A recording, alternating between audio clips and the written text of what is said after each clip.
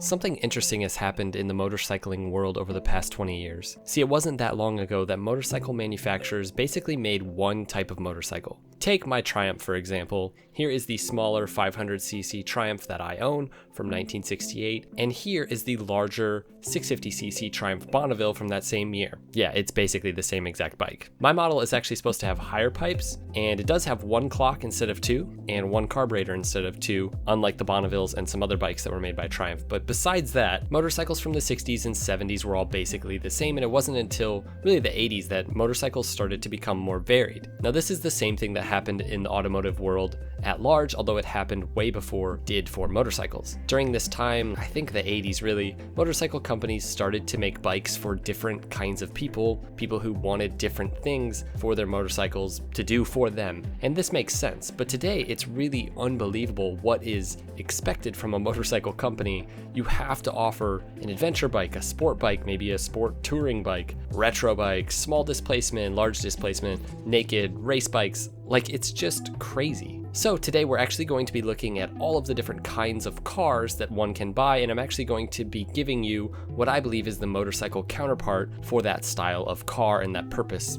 of that car. Let me know down below in the comments if you agree or don't agree with my picks. Also, make sure to subscribe if you guys like this kind of video. Now, we have to start things off simple, and the simplest type of car that you can get is really just that. A car, like the quintessential car, and for me, that is the sedan. A sedan can include lots of different types of cars though, from things more sporty, or fancy, fast, a lot of luxury cars like BMW or Lexus or even a Tesla Model S. But sedan also makes up everything from like, say, a Mazda 3 to a Honda Accord and everything else in between. For me, the motorcycle equivalent of a sedan would include a lot of touring bikes and even some sport touring bikes, as well as naked motorcycles. For me, naked bikes, can be quite sporty and fun, just like many sedans can be. But for the most part, naked motorcycles have placed themselves right in the center as just sort of the quintessential motorcycle, just sort of standard A to B bikes. And yes, you can love them and adore them and polish them and wax them. I'm not saying that because a naked bike or a lot of naked bikes are like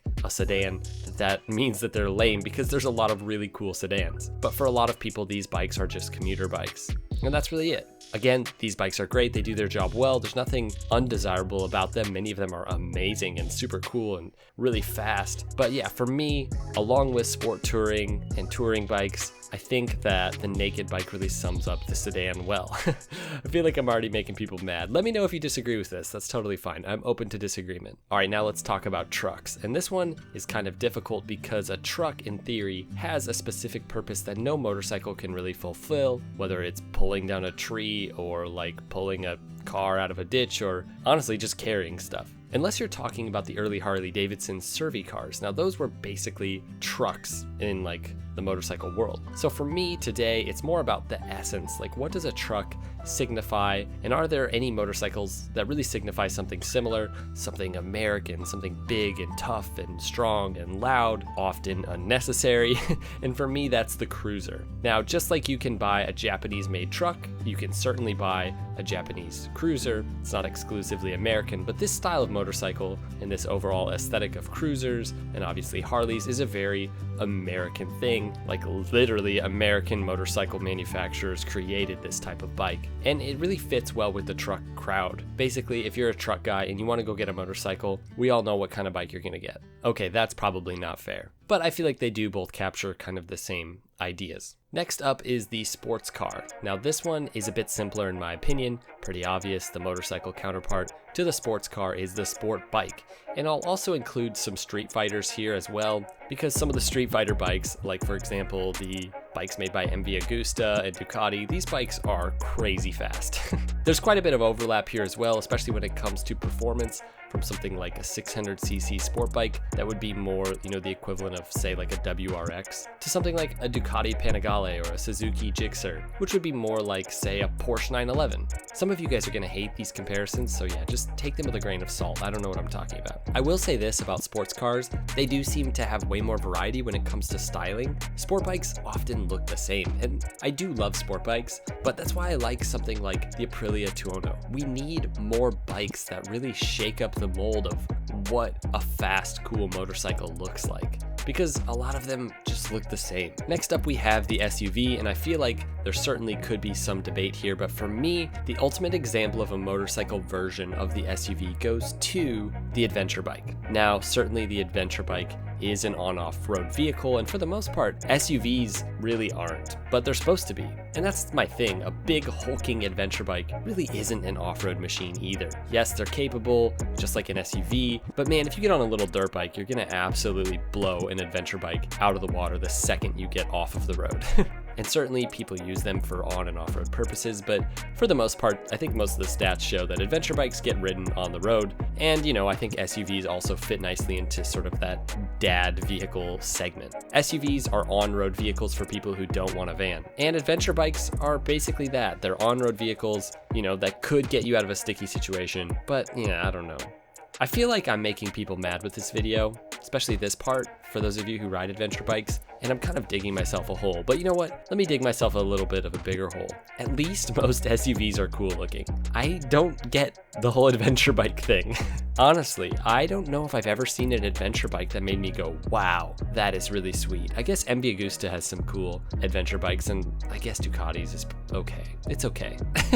Listen, to each his own. Some of you guys love adventure bikes, and I'm not saying they're not amazing bikes, but in terms of styling, not my thing. All right, now let's talk about off-road vehicles and the counterpart to something like, say, a Jeep or a Bronco or a Land Rover or whatever other on-off-road vehicles are that you can get. Let's talk about the Jeep, because I have the perfect motorcycle for those of you who are Jeep lovers, and it is the Scrambler. The Scrambler, much like the adventure bike, is set up to be capable for off-road use, and much like the Jeep, though it looks capable and is capable, that's really not what people use them for. People buy Jeeps because they're cool. But yeah, knobby tires, sort of an old school stylish styling, is that? I don't know. Whatever, you get the point. These vehicles are basically the same. But I can't forget a few other kinds of motorcycles that would fit into the segment of on-off road, which would be things like dual sports, enduros, and heck, even adventure bikes can be included. Because people like going on adventures, and sometimes that means you go off-road. All right, next up we have the off-road, things like dune buggies and whatever else,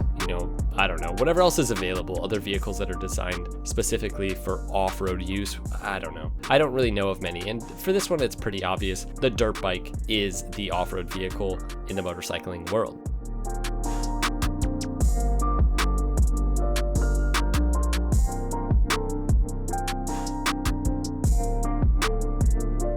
All right, next up we have the hypercar and the supercar, and for this, I'm going to say the closest thing we have is really these race-ready bikes like the Ducati Panigale V4S, the Superleggera, the Kawasaki H2R, which is basically the Bugatti of motorcycles. It's heavy and creates a stupid amount of horsepower and goes really fast in a straight line. But really any motorcycle putting out over 200 horsepower, in my opinion, qualifies as like a hyper bike or a super bike. I will say motorcycles stand out a bit for me in this segment in comparison to hypercars and supercars, because you can get closer to a true race machine in the motorcycling world than you can a true race machine in the car world, whether it's like a NASCAR or a Formula One car. You can't buy anything even remotely close to a Formula One car in terms of handling. Maybe you can get a good chunk of horsepower, but you cannot get a vehicle that really functions like that. But you can get a motorcycle that in terms of handling and power and braking and everything is really not too far off of a MotoGP bike. And that, my friends, when you really think about it,